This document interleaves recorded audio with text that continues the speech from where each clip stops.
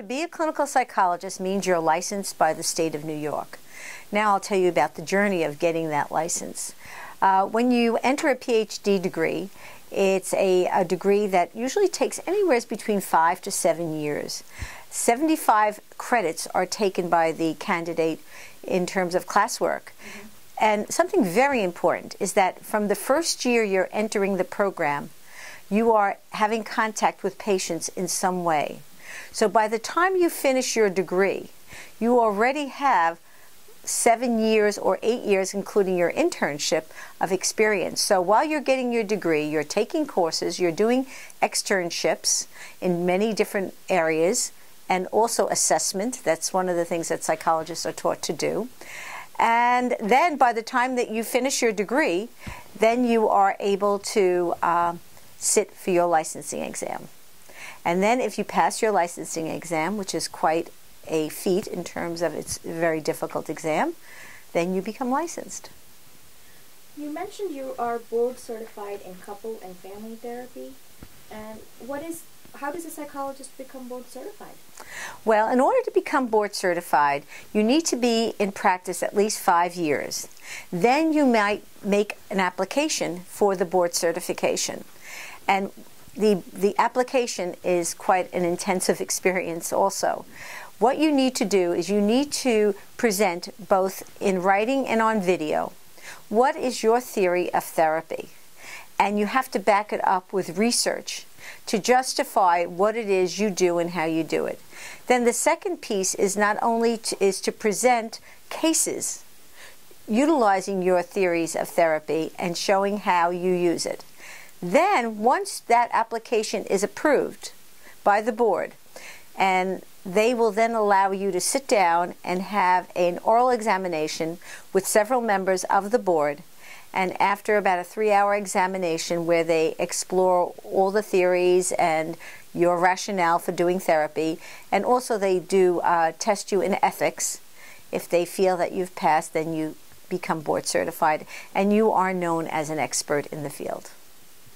There are so many newly licensed mental health counselors.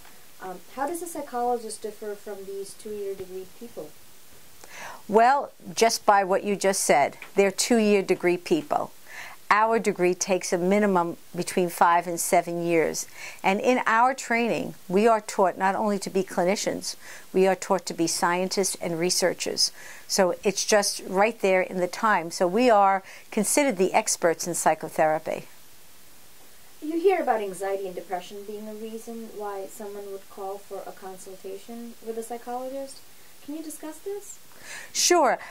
I've been in practice over 20 years, and the usual call will be that someone is feeling anxious and depressed. And there are many situations in life that will bring upon somebody feeling this way. So that would be the reason why many, many people do call. Okay. I know clinical psychologists work with people throughout the life cycle. Can you explain what that means? Absolutely.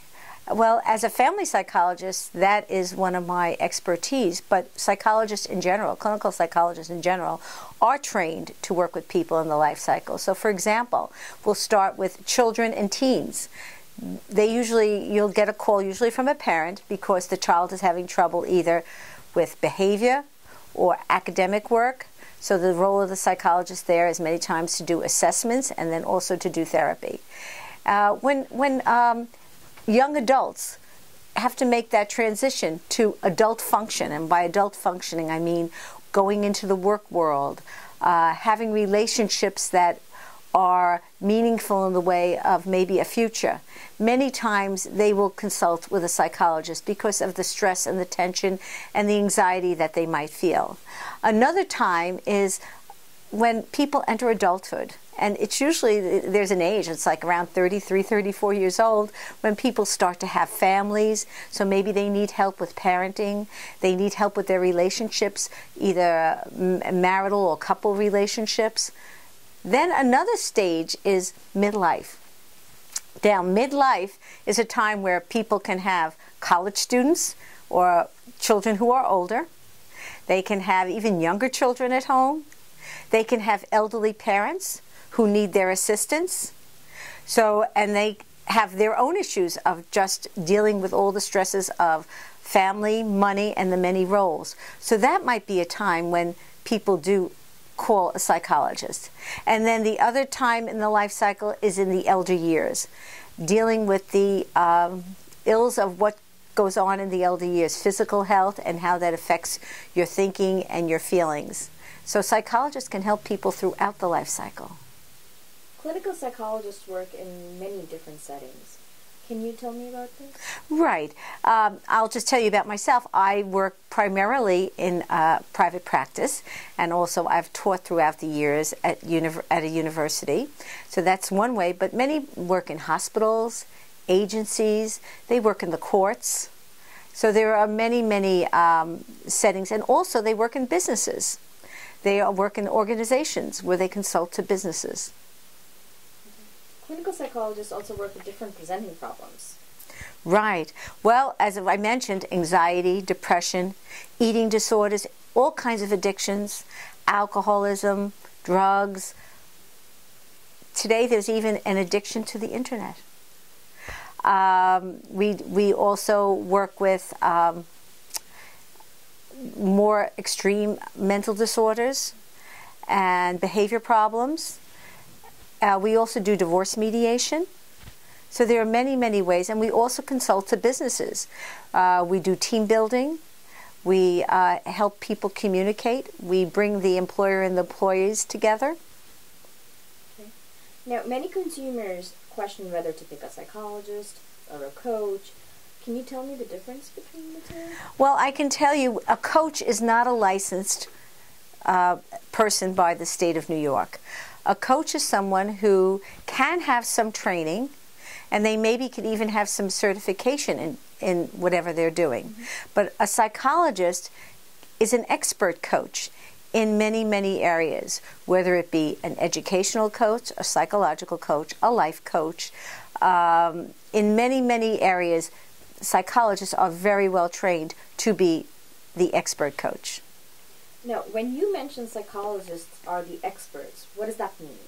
Well, just as I have mentioned throughout the interview, is that our training is so intensive that we're trained far beyond many, many other therapists. Now, how does a psychologist stay current in their field?